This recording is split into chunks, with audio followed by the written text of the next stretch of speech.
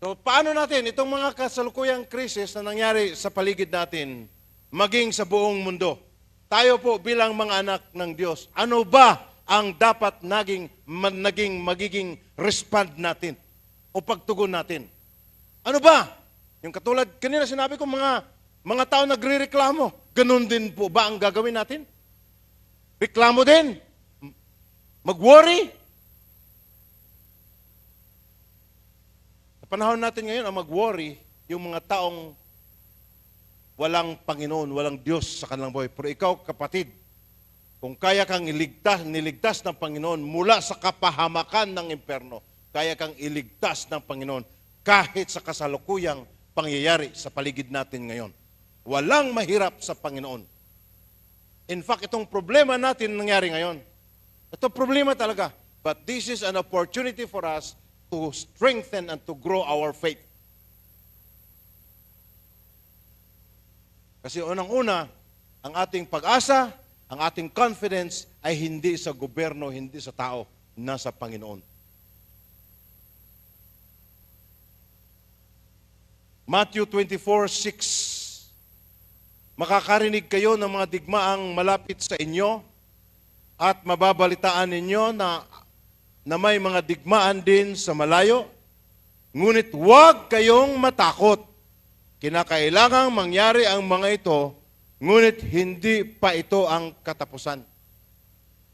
So very obvious and very clear, itong sinabi ng ating Panginoong Jesucristo, more than 2,000 years ago, ang katuparan ay sa panahon natin ngayon.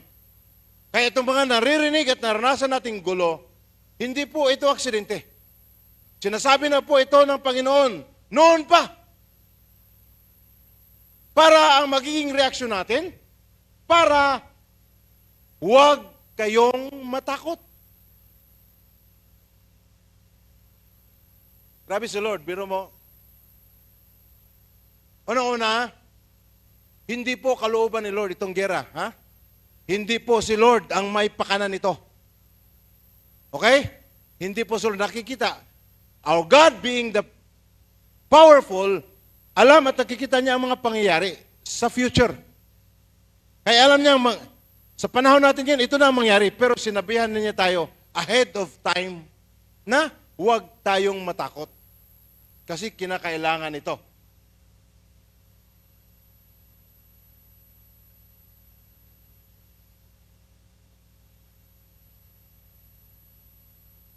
So tayo bilang mga anak ng Diyos, paano ba natin dapat tumugon bilang mga Kristiyano sa krisis na kasalukuyang nangyari ngayon? Hindi lang sa Pilipinas, maging sa buong mundo. Okay? Tayo po may Panginoon, may Diyos sa buhay, kaya unang-una po, huwag tayong mamuhay sa takot, kundi sa pananampalataya. Bilang mga anak ng Diyos, yes, totoo po, may krisis, may gulo, may problema sa paligid natin. Pero tayo po, bilang mga anak ng Diyos, huwag ho tayong matakot. Do not live in fear, but in faith. Why? Buhay pa rin ang Panginoon. Okay? Yung binasa ko kanang verse, makakarinig tayo ng digmaan, maging sa paligid natin o sa mga malayong lugar, pero ang sabi ni Jesus, huwag kayong matakot. So, ang ibig sabihin ng ating Panginoong Hesus, crisis, darating, mangyari talaga.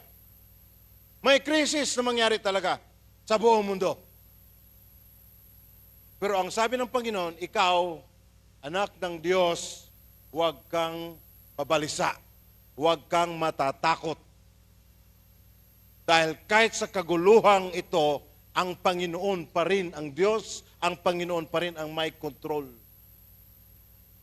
Hindi ang mga politiko, hindi ang gobyerno, ang Panginoon pa rin, kapatid.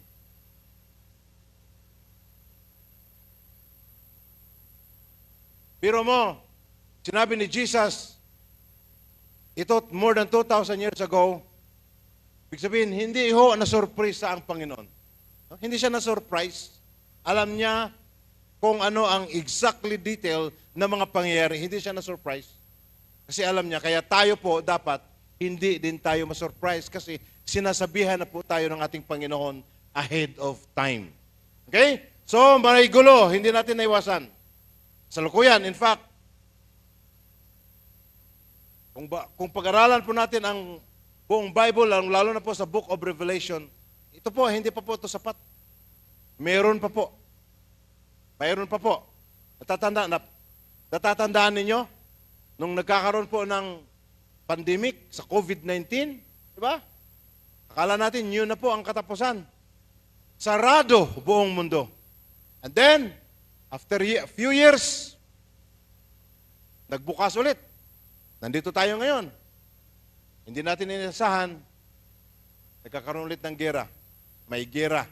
And after this war, what will be the next? Pero kapatid, kahit anuman ang mangyari sa mundo, ang mga anak ng Diyos, ang sabi ni Jesus, huwag kayong matatakot. Amen? In fact, this is the time, opportunity for us to pray, Lord, salamat, Panginoon, dahil ang aking buhay ay nasa iyong mga kamay. Ito yung panahon na talagang seryosuhin na po natin ang ating paglilingkod sa Diyos. Sa panahon natin ngayon, mapapatunayan ang mga taong may tunay na pananampalataya. Kasi ang mga taong may tunay na pananampalataya, kahit anong klaseng gulo ang mangyayari sa paligid, patuloy pa rin nakatayo at patuloy pa rin naniniwala, naglilingkod sa Panginoon.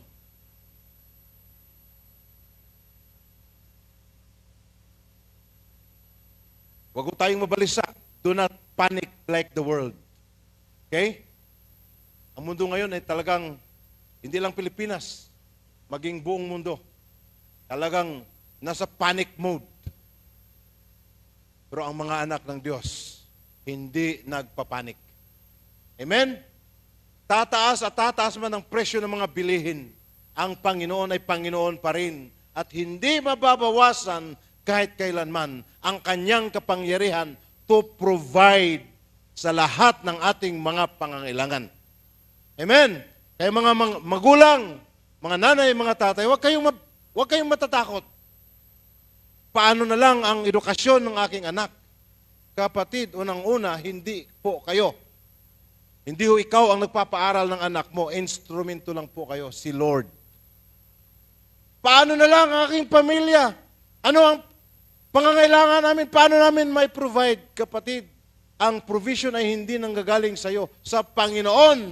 Ang sabi niya, magtitiwala ka lang. Those who put their trust in the Lord will not be disappointed. Hindi kayo magsisisi.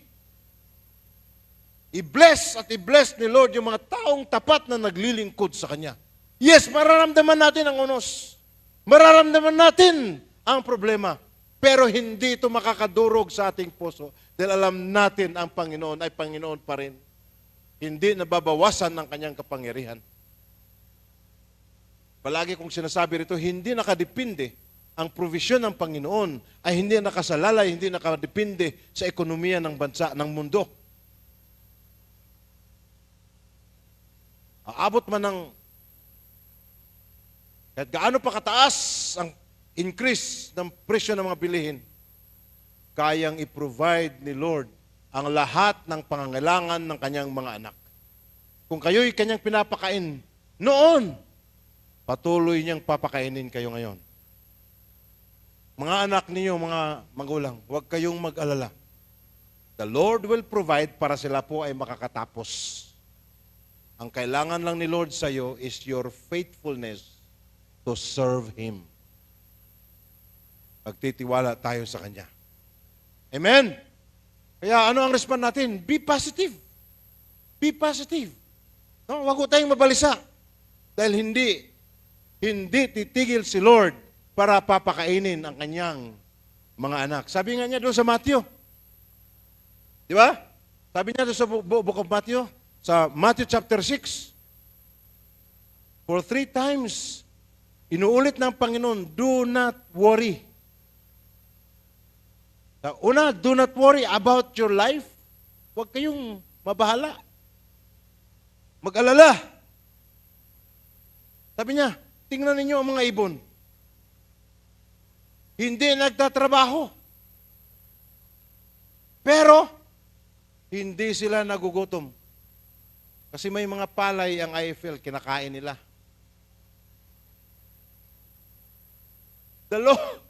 Kung si Lord nag-provide ng pagkain sa mga ibon na walang kaluluwa, ikaw pa kaya? Amen? Ikaw pa kaya? Pero mo, kayang ibigay ni Lord ng Panginoong Diyos ang kanyang anak to die on the cross para sa ating lahat. Pagkain kaya, hindi kaya ni Lord? Sabi niya, oh, you of little faith.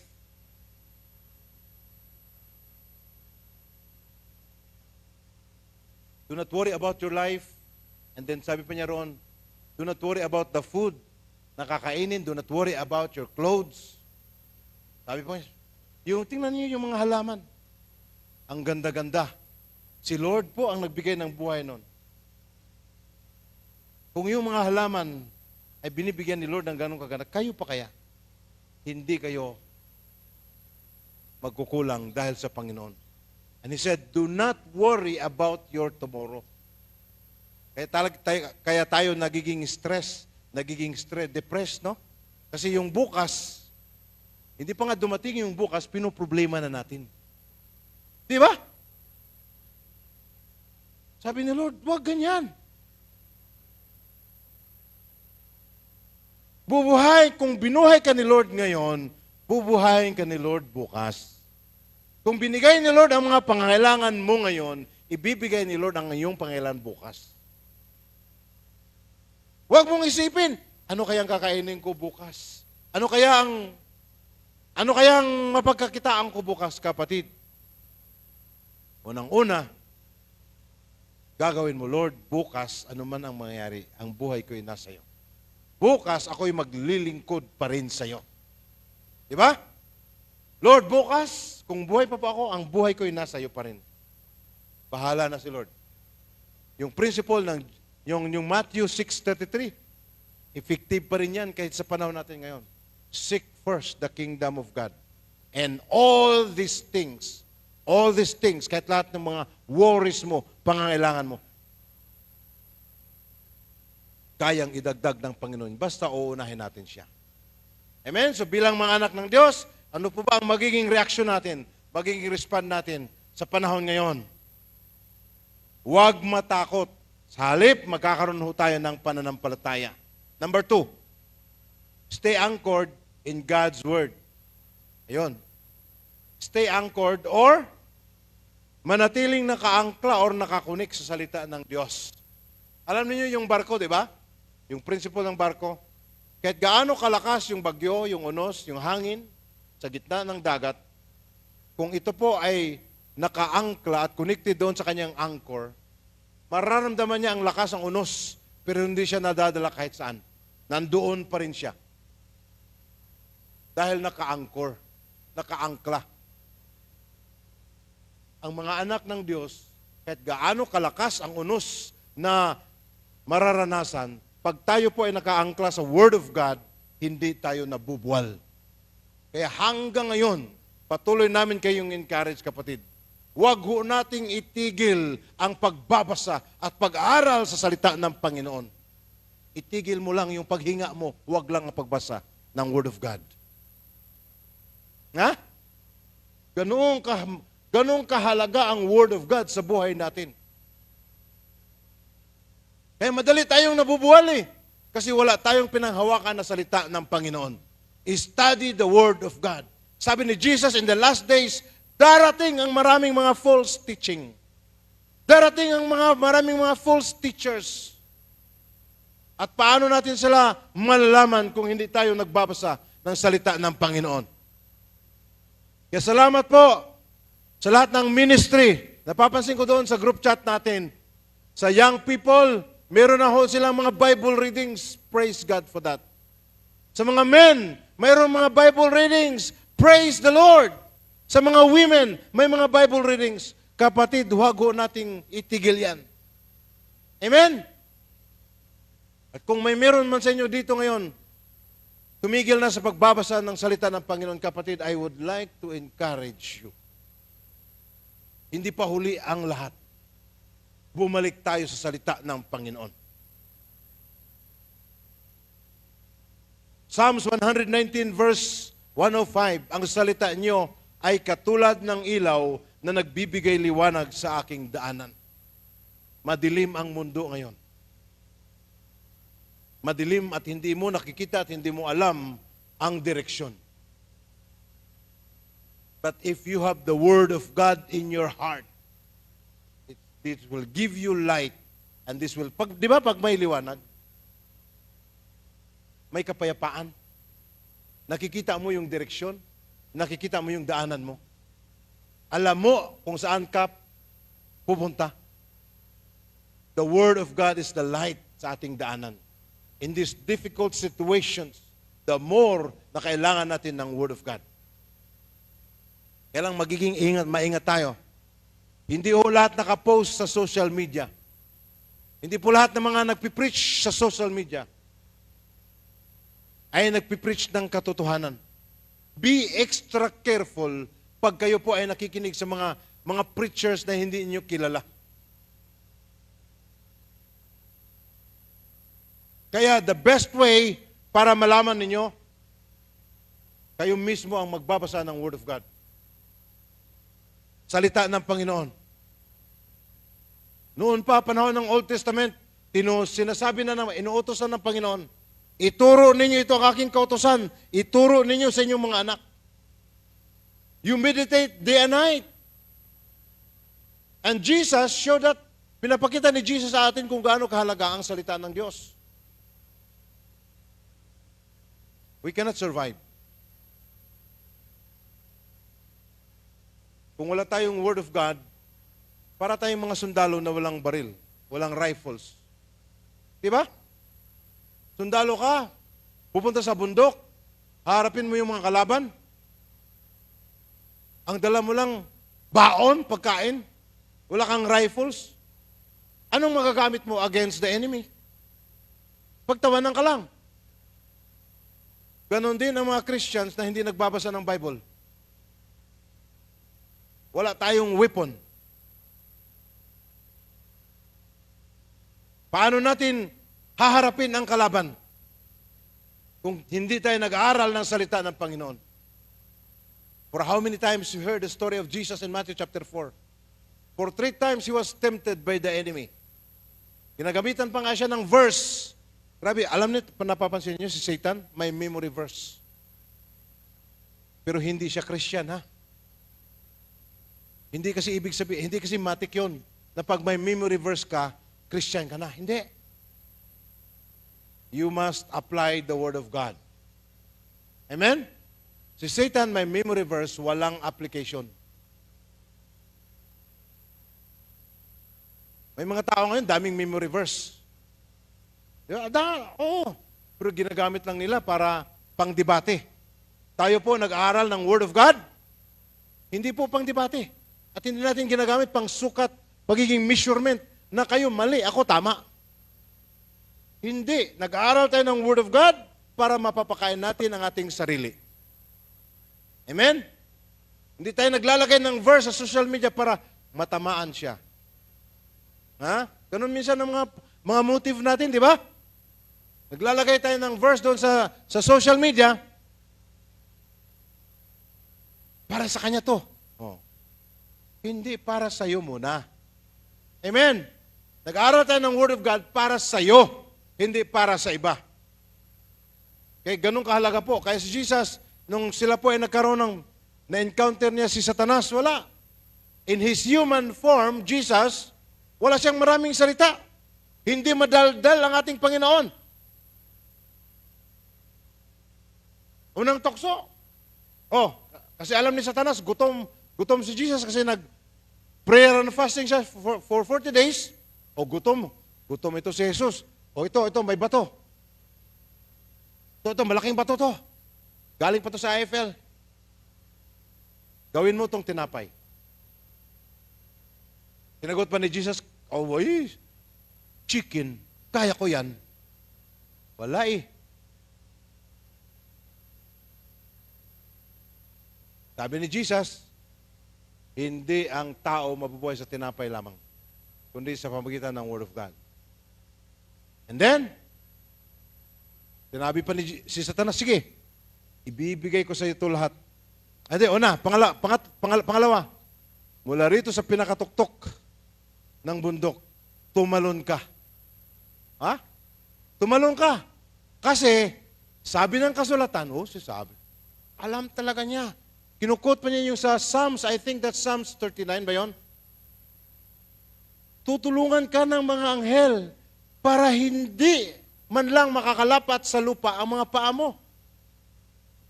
Sasambutin ka ng mga anghel para hindi ka mapahamak.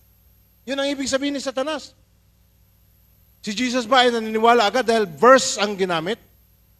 Scripture ang ginamit? Hindi. Alam ni Jesus kung sino ang gumamit. Si Satanas, at alam niya kung ano ang motive. Bakit ginamit ni Satanas ang Word of God? Upang mapahamak si Jesus. Pero ang sagot ni Jesus, Word of God pa rin. Kaya hindi tumalab ang pangalawang tukso. Pangatlo, ibibigay ko sa iyo lahat ng mga ari-arian sa buong mundo. Kung lumuhod ka sa aking harapan at sambahin mo ako. Ni-rebuke siya ng ating Panginoong Hesus. Sabi ng kasulatan, wala kang ibang sambahin kundi ang Panginoon lamang. At doon pa tumakas, doon pa lumayas si Satanas. Kaya, it's very important. Amen? Group, Bible reading, personal, both are very important. Dati, nung bago pa lang ang technology, talagang dahil isinilang ako sa lumang panahon. Kaya, yung Bible ko naiwan sa bag, nandun sa bag eh. Akala ko, dinala ng sakristan ko dito. Hindi pala. Sabi ko sa aking sakristan kanina, lagay mo, yung sakristan ko, yung anak ko. Paglabas niya ng bahay, sabi ko, dalhin mo tong bag ko, ilagay mong sa pulpit ang laptop, at saka yung Bible. Nakalimutan, nandun. Kaya, akala ko nandito sa ilalim, wala pala. We need to study the Word of God. Memorize. Amen? Noon, ang gusto ko lang talaga is, sabi nga, sinilang ako sa lumang panahon eh. Yung printed Word of God lang talaga. Pero hindi natin mapigilan ng teknolohiya. May mga Bible na rin tayo sa ating mga cellphone. Kaya, pwede yun. Basta ang mahalaga, may kinakain ang kaluluwa mo. Ang espiritu mo. Amen? Kaya ngayon, medyo open ako. Hindi na ako na-off. Ay, thank you. Thank you, Jerry. Hindi na ako na-open pag yung mga Bible ninyo ay hindi katulad ng ganito. Nasa cellphone ninyo. Basta, ang mahalaga po kapatid, binabasa ninyo. Ha? Ako kasi, hindi ako masyadong, ang self-control ko pagdating sa cellphone kasi hindi ganun kalakas eh. Sinubukan ko one time magbasa ng Bible sa cellphone, may lalabas na notification, di ba? Tatatatat. Ay, buksan ko muna. Kasi baka mahalaga to. Tigil muna ang Bible. Wala, basa. So, balik ka naman sa Bible, di ba? Basa ka ng Bible, mamaya. Another notification na naman. Hanggang natigil. Kaya ako, mas maganda pa. Sa akin mas maganda pa rin ito sa akin. Pero kung sa inyo, talagang nakapag-aral kayo ng Word of God through sa cellphone ninyo, then go ahead. Ang mahalaga po doon, napatibay natin ang ating relasyon sa Panginoon. Basta, pag nagbasa ka ng Bible, Bible lang ho talaga.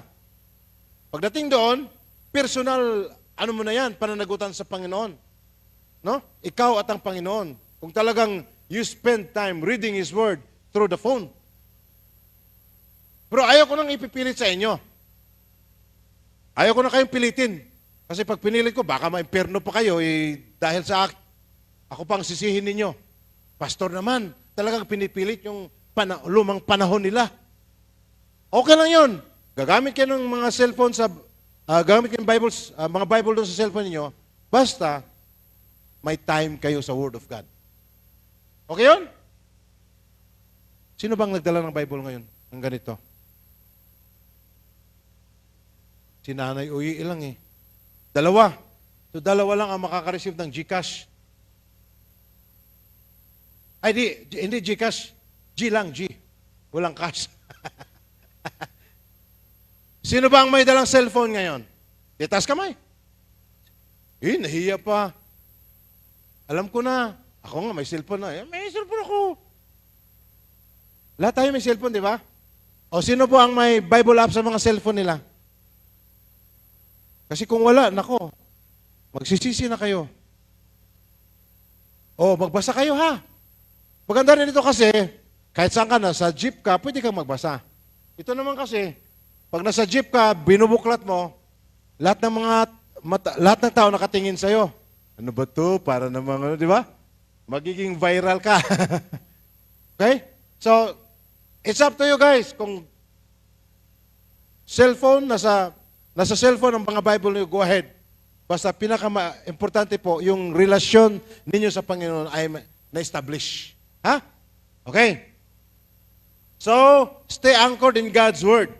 Katulad ng barko, kahit gaano kalakas yung unos, pag siya ay anchored, kahit gaano kalaki yung alon, nandoon pa rin siya sa kanyang direksyon. Hindi siya dinadala sa kahit saan-saan na lang. Why? Naka-anchored, naka-angkla. Tayo din. Mararanasan man natin ang iba't ibang mga crisis sa buong mundo ngayon, still, nasa kalooban pa rin tayo ng Panginoon.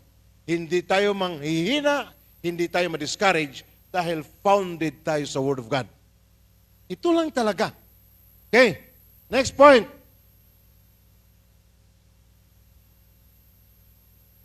Okay? Manalangin ho tayo. Don't just worry. Kailangan natin na mag-pray. Philippians 4:6-7, huwag kayong mag-alala sa anumang bagay. Sa halip, ilapit sa Diyos. Sorry po, kulang ng T yung pagka-type ko doon. Ilapit sa Diyos ang lahat ng pangangailangan nyo sa pamamagitan ng panalangin na may pasasalamat. Kapag ginawa nyo ito, bibigyan kayo ng Diyos ng kapayapaan na siyang mag-iingat sa puso nyo at pag-isip dahil kayo'y na kay Kristo at ang kapayapaang ito ay hindi kayang unawain ng tao. Kaya nagtataka yung mga tao sa paligid mo. Tumataas na ang presyo ng lahat ng bilihin. Nagagalak ka pa rin. Nakangiti ka pa rin. Di ba? Hindi yung ngiti na iba na parang nasisiraan na ng bait. Iba yun. Nakangiti, yung ngiting may pag-asa. Okay, ngiti nga tayo. Huwag ganyan, ngiting buhaya naman yan. yung ngiting may pag-asa dahil sa Panginoon.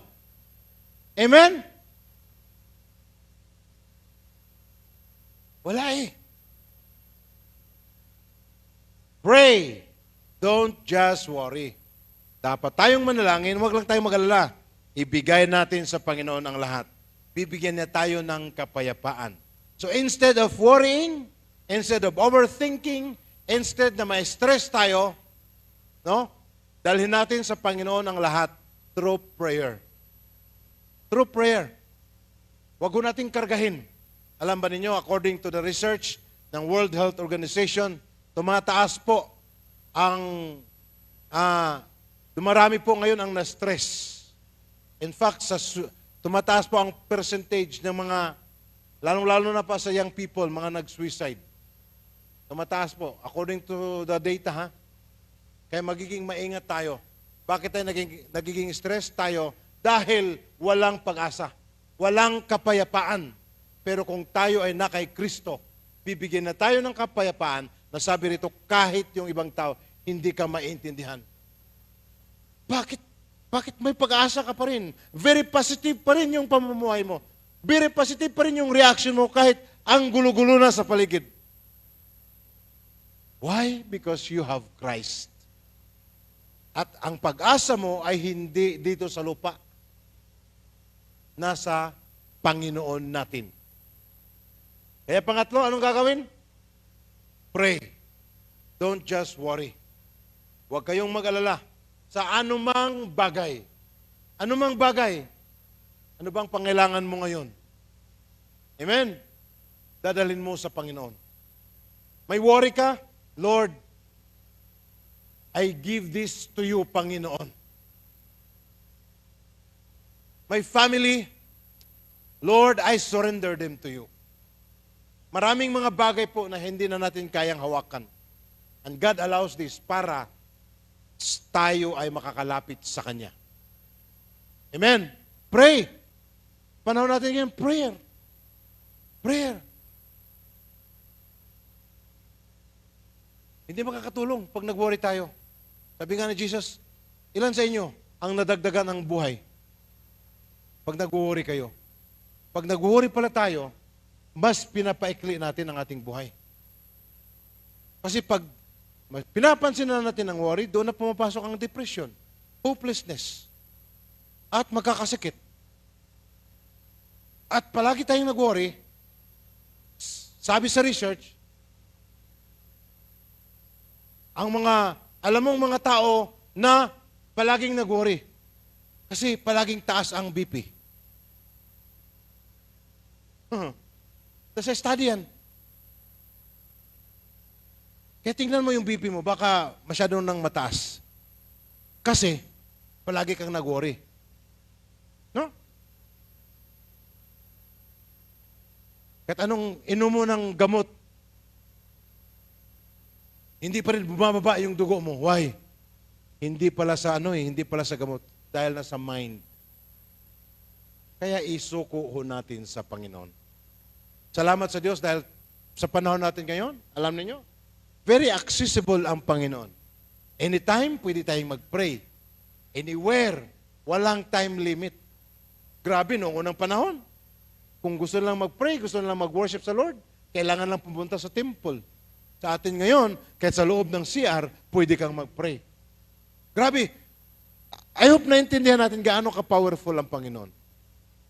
Sabay-sabay man tayong mag-pray, isa-isa niya tayong napapakinggan. At wala siyang nakakalimutan doon. Di ba? Halimbawa, dito lang sa loob natin. No, halimbawa, dito sa loob natin. Halimbawa lang din, ako ang Diyos. Halimbawa lang baka sabihin niyo, pastor na palang Diyos. Iba, kulto na to. Halimbawa lang. Tapos sabay, baka paglabas niyo ngayon, naku, hindi na ako mag-church doon, kulto pala yan eh. Sabi ko nga, halimbawa lang eh. Halimbawa lang sabay-sabay kayong mag-pray ngayon. Sa akin. Unang-una, hindi ko na kayo ma-identify kung sabay-sabay kayong mag-pray. Hindi ko na alam kung kaninong prayer request ito. Hindi ko na alam kung saan ito ibibigay. Paglabas ninyo, makalimutan ko na lahat. Baka ako pang may stress. Pero si Lord, hindi ganun. How many millions ang Christian sa buong mundo ngayon? Sabay-sabay na mag-pray. Isa-isa ang prayer. Walang nakaligtaan, walang na-miss out si Lord doon. Ganon siya ka-powerful. Kaya mapagkatiwalaan ang ating Diyos. Hindi niya nakakalimutan yun. Hindi makalimutin ang ating Panginoon at hindi siya nagsisinungaling. Kung ano ang kanyang pangako, gagawin niya. Sabi pa nga, di ba? Hindi ako tao na magsisinungaling. Kaya ano ang kanyang promise na binigay sa iyo, kapatid, hawakan mo yan. Kung hindi pa yan natutupad ngayon, dahil may oras lang si Lord na binibigay sa iyo. May nais mo na siyang i-deal sa iyo. Kasi ang nais ni Lord na pag naibigay na niya ang kasagutan ng prayer na yon, handa ka na yung puso mo. Amen. Kaya huwag tayong magsawa kasi si Lord hindi nagsawa. Huwag tayong mapapagod sa pag-pray kasi si Lord hindi napapagod sa pagsagot. Hindi ko siya nagsabing, time out mo na Time out mo na, parang sobra ka na, dami mo ng prayer request. Parang pagod na ako. Naiinis na ako sa iyo. Hindi ganon. Alam niyo si Lord, grabe. Hindi kayang i-describe ang kanyang pag-ibig kasi the more you pray to Him, the more siyang nagagalak. Diba? The more na may mga pangailangan ka, dadalhin mo sa Kanya, the more siyang nagagalak at sasagutin ang mga prayer mo. Ikaw, punta ka sa office ng mayor. Siguro this week, entertainin ka pa. Next week, balik ka naman. Anong sasabihin ng mayor? ikaw na naman. Mukha mo na naman. Pabalik-balik ka na. Namihasa ka na. Di ba, di ba? Tell me. Kahit 3 beses ka pabalik-balik doon sa office ng leader, ng mayor, o whatsoever government office natin, susungkaban ka nila. Oh, namihasa ka na ha. Dahil binigyan ka last time, babalik ka naman ngayon. Ganun ang tao. Pero si Lord, hindi. Every time you pray, it is His joy and open heart na ibibigay sa'yo ang hinihingi mo. At hindi siya napapagod dun. Hindi siya napapagod at hindi siya nagsasawa. Kaya habang nandyan ang Panginoon, hindi rin tayo mapapagod. Pray! Pray! Pray without ceasing. Di ba? Sa mga Christian, pray without ceasing. Yung mga unbeliever nga, ano ang moto? Ang moto nila? Pray until you die. Hindi naman ganun. Pray until you die. Hindi. Tayo pray without ceasing. Grabe si Lord. Simula pa noon, panahon nila ni Adan, hanggang sa panahon natin ngayon. He's the same yesterday, today, and forever. Maging sa panahon natin ngayon, hindi apektado si Lord sa krisis. Ha? Apektado sa krisis ang tao lang. Pero si Lord, hindi. Kaya sa Kanya tayo lalapit. Sa Kanya natin idadalhin ang ating mga pangailangan. Sa Kanya natin ibibigay ang ating mga worries. Amen. Matthew 11:28, sabi ni Jesus, lumapit kayo sa akin. Grabe. Grabe si Jesus, siya pa ang nag-invite, lumapit kayo sa akin. Kayong lahat na napapagod, na stress, na depressed, nag-alala. Grabe. Kaya nga, kahanga-hanga ang Panginoon. Lahat po, in-invite ng Panginoon, lumapit kayo sa akin. At ang sabi niya, dahil bibigyan ko kayo ng rest. Rest in peace. Ibang meaning nun, yung rest ba na, rest in peace ba, hindi yung patay. Di ba? May rest in peace na, rest talaga na nakapagpahinga ka in peace. Kapayapaan. Amen. Kaya kayo ngayon, nag-alala, nag-worry, hindi nyo alam ang bukas. Ang invitation ni Lord sa inyo, ang hamon ni Lord sa inyo, lumapit kayo. Grabe ha? Lumapit kayo sa akin. Hindi hindi sa ibang tao. Hindi sa tao, sa Kanya mismo. Ang problema sa atin kasi, mas lalo tayong na-stress kasi pag may problema tayo, saan tayo lumalapit? Sa ibang tao. Diba? May problema ka. Sino agad ang pumapasok sa isipan mo na lalapitan at puntahan mo? Di ba yung BFF mo? Di ba?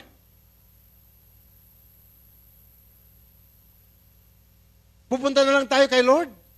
Pag hindi nag-click, walang may sagot, walang may tulong, yung taong pinupuntahan natin, si Lord nagiging second option. Pero ang turo niya sa atin, lumapit kayo sa akin, hindi sa iba. Kasi pag kay Lord tayo lalapit, tiyak na tutulungan tayo. Pag kay Lord tayo lalapit, tiyak na hindi tayo magsisisi, hindi tayo ma-disappoint. Kaya disappointed tayo kasi ginagawa nating last option ang Panginoon. Di ba, seek first His kingdom, His righteousness. Pero pag may mga problema, ginagawa natin siyang last option. Lumalapit na lang tayo sa kanila dahil naubos. Wala na. Lahat ng kaibigan mo, nilapitan mo na. Wala silang may tutulong. Saka ka palang pupunta kay Lord. Pero alam mo, kahit gano'n ang ugali natin, grabe si Lord. Nangingibabaw pa rin yung kanyang pag-ibig. Di ba? Nangingibabaw pa rin ang kanyang pag-ibig sa atin. At naiintindihan niya kung gaano tayo katigas ang mga ulo natin. Kaya, to God be the glory. Lord, salamat Panginoon, dahil Ikaw ang Panginoon. Kasi kung si Trump ang Panginoon natin, wala na. Puro na tayo missiles ngayon. tao. Ha? Kaya alam niyo, ako'y nagagalak. Dahil nandito man tayo sa kaguluhan ngayon, ako ay Christian na, binuksan na ni Lord ang ating mga isipan at mga puso, naiintindihan na po natin ang katotohanan. May malalapitan, may tiyak na po tayong malalapitan. Ang Panginoon. Kawawa yung mga tao. Kaya kailangan natin silang i-pray, kapatid. Amen? Kung sila'y nag-alala, ikaw ang dapat magbigay sa kanila ng encouragement. Amen? Kung sila'y nag-worry, huwag mong sasabihin, oo nga, kami nga, wala na rin makakain. Kami nga, kawawa na rin eh. Kaya palagi na lang kaming nag-prayer and fasting. Kasi mahal na ang bigas. Prayer and fasting, iba pala ang napilitan. Pag may mga kapatid, mga kakilala tayo, kaibigan tayong wala na, talagang naramdam mong wala nang nakikitang pag-asa, ikaw, kapatid, ang kailangan nila. Amen? Bibigyan natin sila ng Word of God. Ito lang ang may bibigay sa atin ng pag-asa. Last point. Be watchful and ready. Magiging mapagmatsyag at handa. Matthew 24, verse 44, kaya maging handa rin kayo dahil ako na anak ng tao ay darating sa oras na hindi ninyo inaasahan. Crises are not just problems. They are also reminders. Ang problema natin, ang crisis na nararamdaman natin ngayon, hindi lang ito problema. Ito ay reminders din sa atin. Mga anak ng Diyos, reminders that Jesus is coming very, very soon. At siya po ang ating blessed hope. Kaya, ang paningin natin sa mga problema ngayon, hindi negative. Positive. Lord, salamat at hindi po kayo nagsisinungaling. Salamat at hindi kayo nagkakamali. Yung sinabi mo noon, nangyari na ngayon. Kaya, sa iyo lang ako magtitiwala. Jesus is coming again.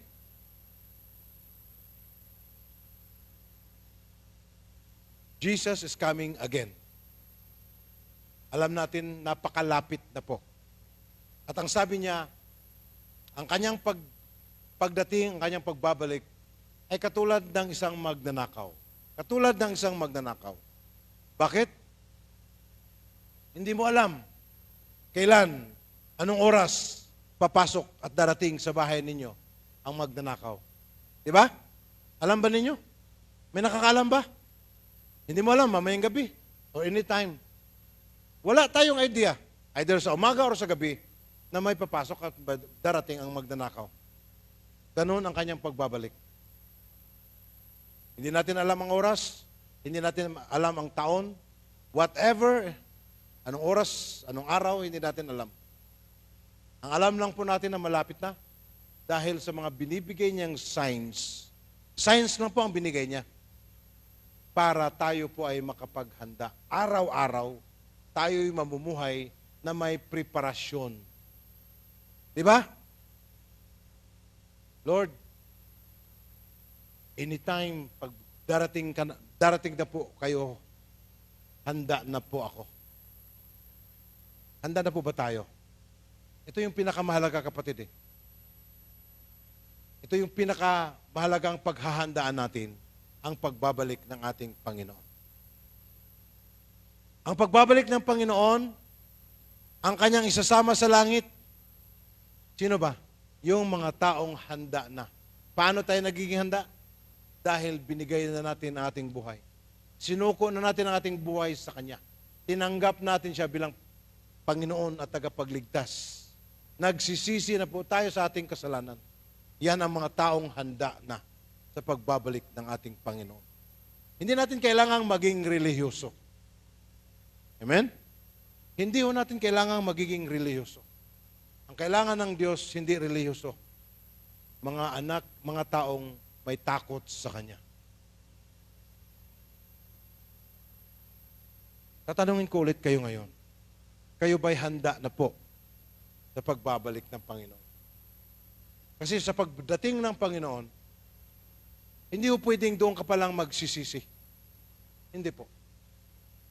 Bago siya darating, dapat doon ka gumagawa ng preparation. At anong preparation yon? Yun nga, tanggapin natin siya sa ating buhay, Panginoon at tagapagligtas. Kaya itong mga pangyayari natin ngayon, reminders po ito para hindi tayo makatulog, para hindi tayo magiging pabaya, kundi magiging alert po tayo. This is it, Lord. Ito na yung sinabi ko. Hindi na po ako matutulog sa aking paglilingkod sa iyo. Maraming distractions. Sa ating pagsunod sa Panginoon, maraming mga distractions. Pero kapatid, this is now the last time. Hindi ko alam, hindi natin alam kung ilang tulog na lang darating na ang Panginoon. But anytime darating ang Panginoon, handa na po tayo. Maging yung family natin, ihanda natin. Amen? At alam ko ang mga taong handa na sa pagbabalik ng Panginoon. Kasi hindi sila nagsawang pumunta sa church. Hindi sila nagsawang magbabasa ng Word of God. Hindi sila nagsawang mag-pray. Hindi sila nagsawang mag-evangelize. Pag sabi mong evangelize, magbabahagi ng Word of God sa kanilang family, sa loved ones, sa kanilang kaibigan, maging sa buong mundo.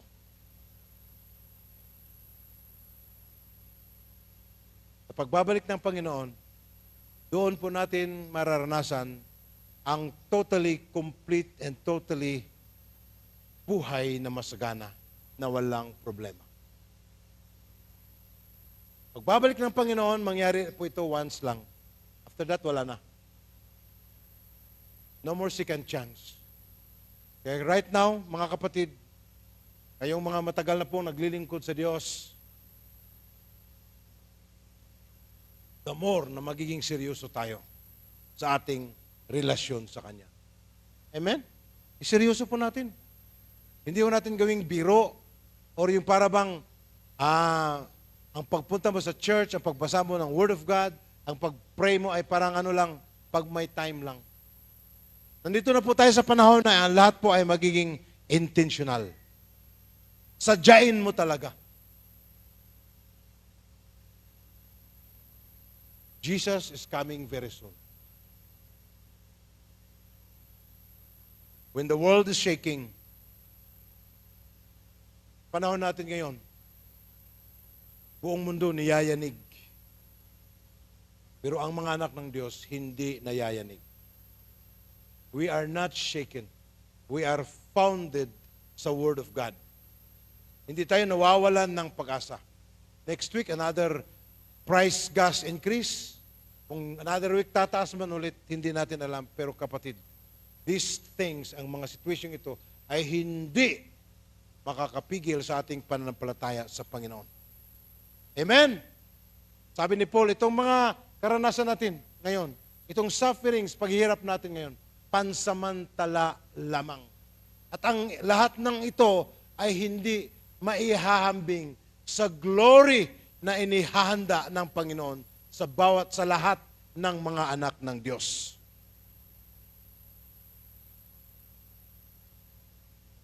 Kaya ako, I'm excited. I'm excited.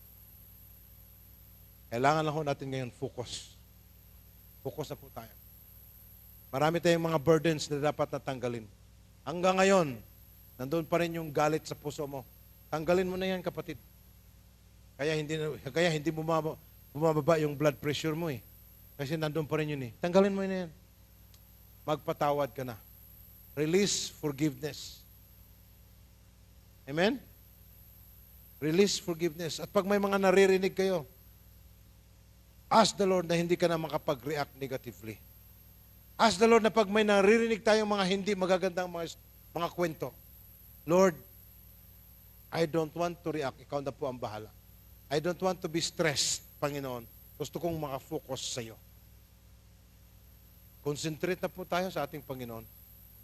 Amen? Then invite. Every Sunday, may mga kaibigan, mga kilala kayo, mga mahal sa buhay, invite them. Church, para sila makakarinig the Word of God.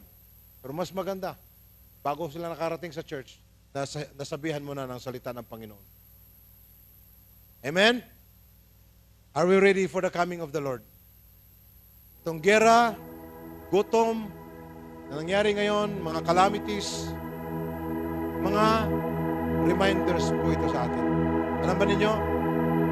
Nakita ko sa social media, somewhere dito pa rin sa Asia, no? Either it's Pakistan, Afghanistan, or basta sa Asia. Mga tao nakapila. Hawak ang kanilang mga lalagyanan ng pagkain. Nakapila. Isang matanda doon, nakapila din. Hawak ang kanyang lalagyanan. Naghihintay ng pagkain. Pero habang siya nakapila doon, siya namatay. Nawala ng buhay. Dahil sa sobrang gutom. Famine is everywhere. Famine is everywhere, kapatid. Kung hindi man tayo hindi natin naranasan yan dito, salamat sa Panginoon. At itong mga naranasan natin ngayon, gagamitin po natin to pray one another. Amen? Nandito na po. Kaya wala na po tayong dapat i-question, Lord. Totoo nga bang babalik ko kayo? Babalik ko ang Panginoon. I am coming very soon. And blessed are those who are preparing themselves. Ito po ang sabi ng Panginoon. In summary po, itong kaguluhan na nangyari sa ating mundo ngayon, hindi ito makapag-discourage sa atin. Dahil ito ay nagbibigay sa atin ng lakas ating pananampalataya sa Panginoon. Dahil alam natin na ang ating paglilingkod sa Kanya ay malapit na tayo